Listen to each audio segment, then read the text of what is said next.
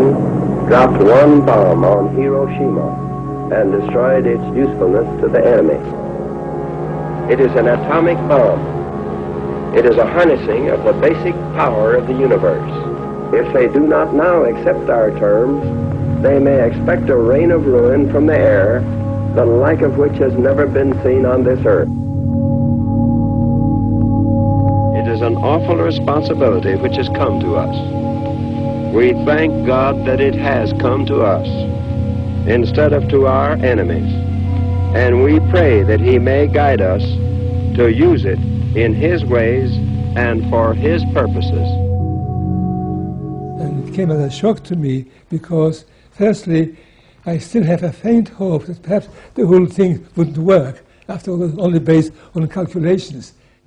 Ο Τζόζεφ Ρότμπλατ είναι κάτοχος του βραβείου Νόμπελ Ειρήνης και από τους εφευρέτες της ατομικής βόμβας. I was hoping that even if it did work, it would not be used against civilian populations. Somehow there will be a way of demonstrating to the Japanese, but not actually killing people, innocent people. And then when I learned that actually it was used to destroy a city with so many casualties, it was a terrible shock to me, really.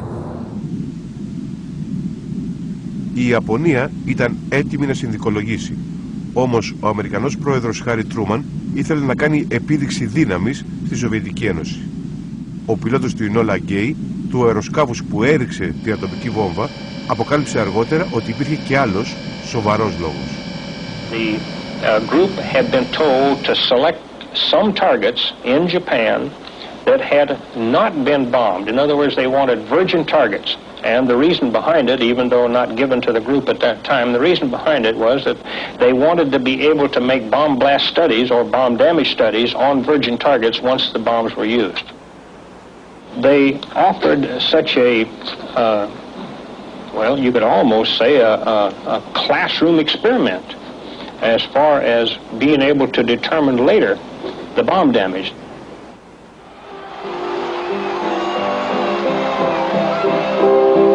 They told him of their homes and loved ones.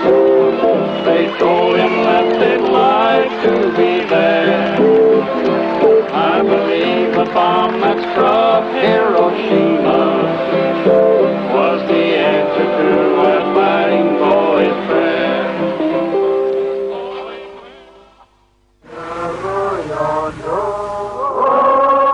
Μετά τους Ιάπωνες ήταν η σειρά των Ιθαγενών του Ειρηνικού να γίνουν πειραματόζωα. The atoll of Bikini may be utterly destroyed come July the 1st, but to the natives, in their simplicity and their pleasantness and their courtesy, they're more than willing to cooperate, although they don't understand the world of nuclear energy any more than we do, and though they have no way of understanding what the test is all about. American officials discussed plans with the Bikini natives for the evacuation of the atoll. The islanders are a nomadic group and are well pleased that the Yanks are going to add a little variety to their lives. Scene 26, take 2. Hi, Commodore. Go ahead, James. Tell them that the Commodores explain the atomic bomb for you.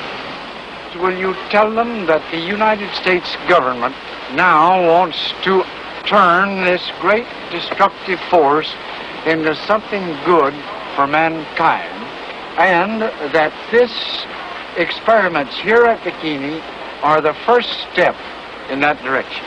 Now they have heard of our plan for their evacuation. Will you ask King Judah to get up and tell us now what his people think and if they're willing to go?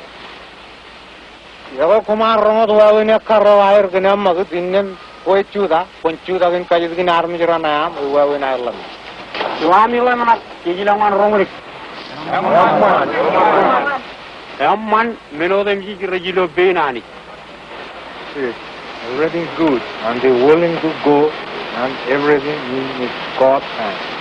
Well, you tell them in King Judah that everything being in God's hands, it cannot be other than good.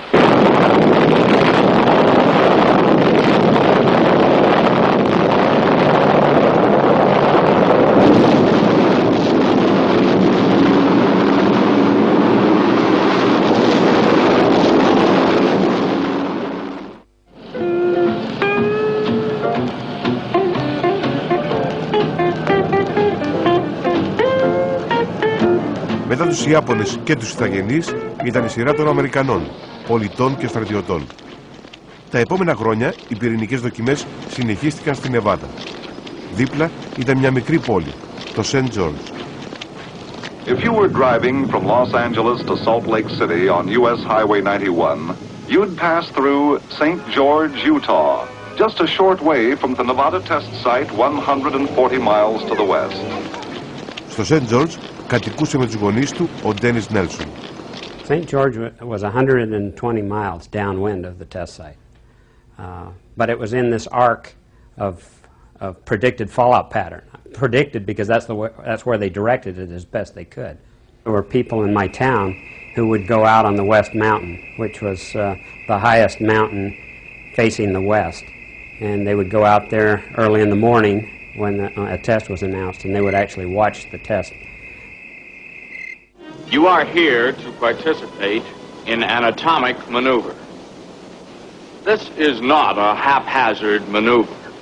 Careful planning for it started months back.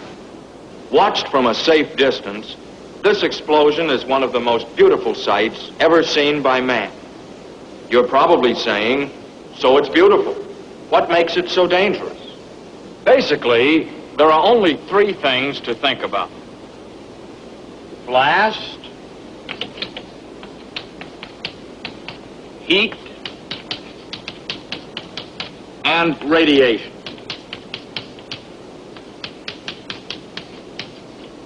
Radiation, this is the one new effect obtained by the use of an atomic weapon. Truthfully, it's the least important of the three effects, as far as the soldier on the ground is concerned. Well, that's the story. Don't worry about yourselves. As far as the test is concerned, you'll be okay. Όπως τους στρατιώτες, έτσι και τους κατοίκους του διπλανού Σεντ Τζόρτζ έλεγαν ότι δεν υπήρχε πρόβλημα με την υγεία τους. They would say that there was no danger, that the fallout was minimal, or there was no fallout off-site, off the test site. But that was really not true. They knew that it was not true. It followed the policy of the governments, both the United States and Britain, to minimize the effects, to tell the public, oh, don't worry, it is not much. What you get is not more than you get an X-ray. I do remember that one day the government agents were stopping cars in St. George, on the main street of St. George, that had come up from Nevada, on the highway from Nevada, and washing the cars. A couple of service stations there were washing cars. Didn't think about it anymore because we were assured that everything was safe, that the levels of radiation were not dangerous. It turned out later that that was not true.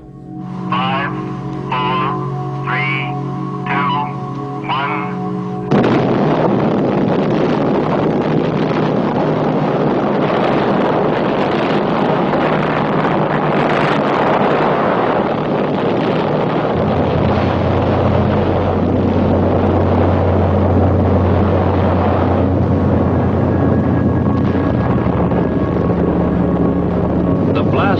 Passes in a matter of seconds, and the heat and blast effects you can see and feel. You cannot sense the presence of nuclear radiation effects. Did you keep your mouth shut, or did you get a mouthful of dirt? I got a mouthful and a face full of dirt.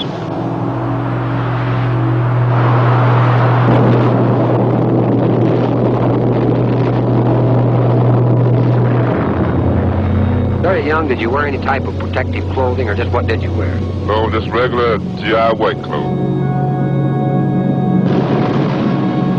We see pinned on your lapels here this white badge. Can you tell me what that is?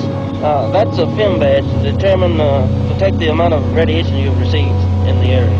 And they can tell from that if you received a lethal dose. That's right. That's right, they can.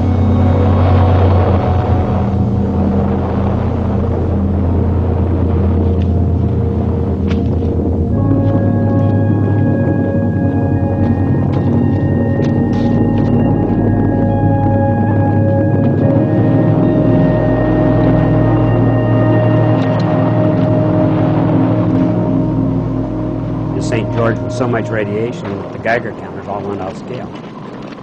My uncle owned a hardware store there, and he sold Geiger counters to prospectors who were doing uranium prospecting.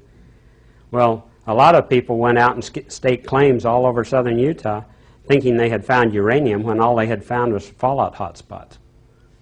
And so it was a giant joke. But people actually believed that they were all going to be rich because they had found these uranium deposits.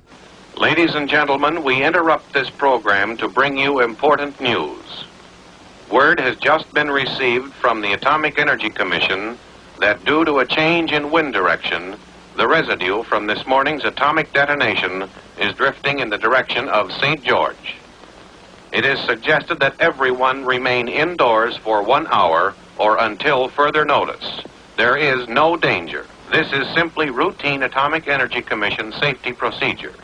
Parents need not be alarmed about children at school. No recesses outdoors will be permitted. In fact, it was directed over my town intentionally because the other areas were more populated. Las Vegas, Los Angeles, other areas were more likely to be contaminated and affect more people. So they intentionally waited until the wind was blowing towards St. George before they would detonate the bomb. And as the people at St. George took cover, it was natural that some of them had questions about atomic tests. What is the atomic bomb? Why do we have to test bombs?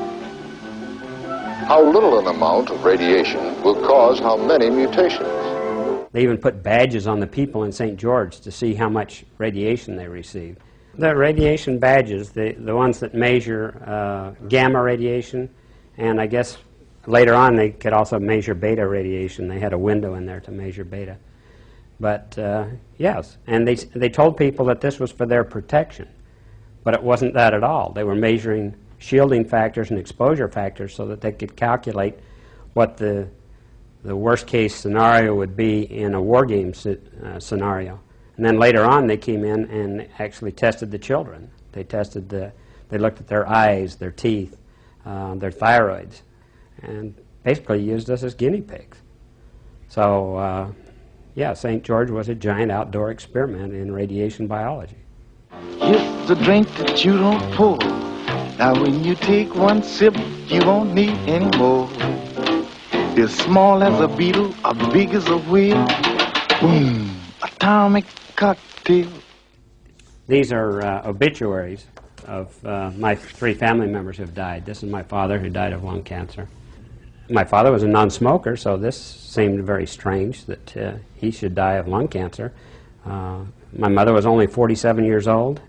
She died of a brain tumor. And within 2 years, my brother had contracted a lymphoma. I myself had developed skin cancer and had it removed twice and eventually had to have a skin graft. And this one is my sister. She was Assistant U.S. Attorney in Salt Lake City and died at age 40 of colon cancer. And it was her death that really got me to become active, convinced me that this was a real tragedy, a nuclear tragedy in America.